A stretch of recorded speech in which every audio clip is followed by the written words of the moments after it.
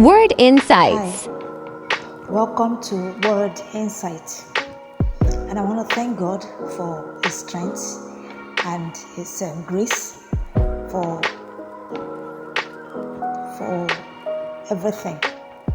Thank God for life because it is because we are alive that we can do this. We thank God. Thank you, Lord Jesus.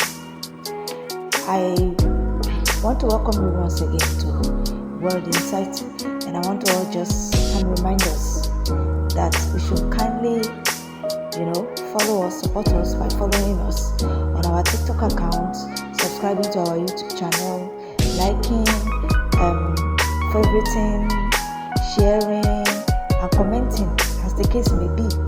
We would really appreciate your feedback, your likes, your support. They really mean a lot to us. So, today's topic is God's timing. God's timing. And we'll be taking the verse from Ecclesiastes chapter 3, verse 11a.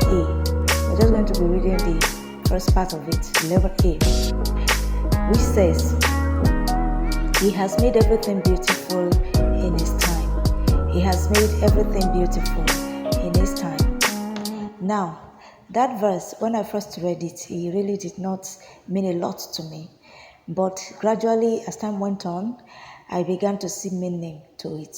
What it is saying, what that verse is saying is that no matter all our effort to get things done, no matter all the things that we do, everything still depends on God's timing. The beauty of our life, the perfection of our being is tied to God's timing. Fine, we can dare to do things our own way and not ask God. But if you're going to be in the will of God, you must understand this key part, that working with Him requires your patience and your understanding that everything will be done perfectly and beautifully in His time. So we need to cultivate the habit of being patient with God.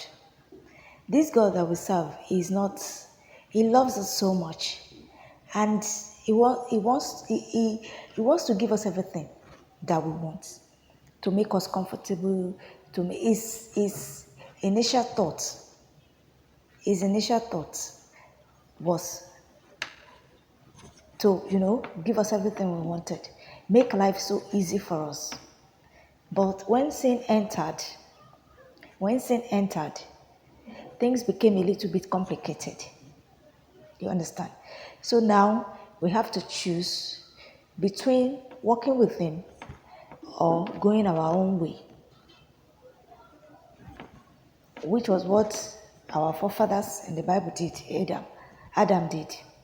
He decided that God's way was boring, perhaps, and then decided to go on his own way. Let me do things my own way and see how things will work out. And we are all here to, as we are here as the result of that choice that he made. And we have to admit that it was a very bad choice. So if we are going to really work with God, we need to understand that we have to be patient with Him, and we have to understand that His timing is the best for us. I am going to be citing, there are numerous examples in the Bible actually, where it was displayed to us, or it was shown to us that God's timing was the perfect timing. But I'm going to be citing three different instances, and we're going to be using three different people as case studies. We could use more, but I want to restrict it to those three people. But before I go into the studying of those three people, I want us to talk about Garden of Eden. What really happened in the Garden of Eden? Why did God create Garden of Eden for man and put man in there to till it. Now, when God created the heavens and the earth was large, much too large for man. God realized that man needed to be taught the basics. You understand? God realized that man, he made him. He couldn't just trust him into the world at large and tell him to find his way or make his way or just do things like that. So he now hatched up a plan, which was the Garden of Eden. Garden of Eden was like school. You understand? It was like a school for man. And God was the teacher in the Garden of Eden. So his plan was to teach man how to go about his duties when he had graduated. So that when he gets to the outside world, he won't feel too overwhelmed. He would have had enough teachings. He would have had enough experiences. So this is the reason God created the Garden of Eden for man. He put him in the Garden of Eden so that he could till it, he could beautify it, he could make it habitable for every of his other creatures. This is the reason God created the garden. And then he now placed man there so that man could go through the rigorous exercise of being taught, this is what you should do when you get to this place, this is what you should do, this is how to till the ground, this is how to tame the animals, this is, you understand. The Bible says that he even gave man the opportunity to name all the other creatures that he has made. He gave him the power to name them. And whatever name he gave to them, that was the name thereof. So, Garden of Eden was meant to be man's school. You understand? A place where he could learn the basics, a place where he could garner all the experiences he needed. So that when it is time for him to graduate out of the Garden of Eden, and then God now puts him to the larger earth, he won't feel overwhelmed. He won't disappoint God. But man was too impatient. He wouldn't wait to graduate. He wanted his freedom.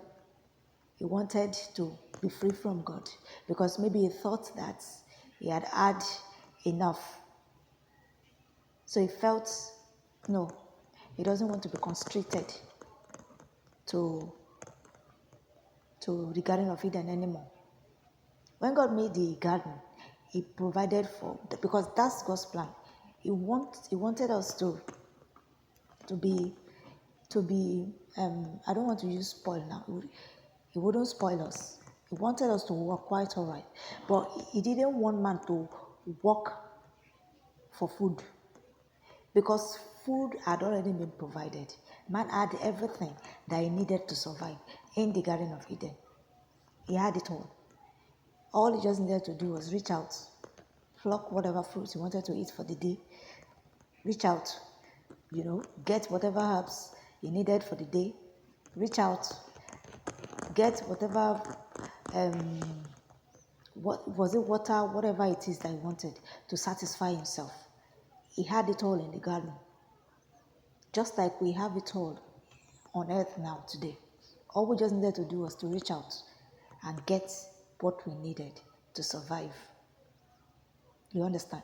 But his primary assignment, his primary job was beautify the earth, till it, make it habitable. All the weeds, the thorns, make sure you get them out.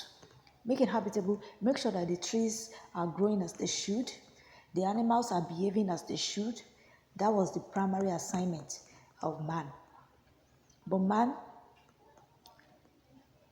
by the suggestion of the enemy, decided that he had had enough of God's teaching and he wanted to go his own way. That is why we are where we are today as humans. We were rebels. Man was a rebel. Man did not wait to graduate. He forced his own freedom and God allowed it. We'll continue this discussion in our next video. Thank you.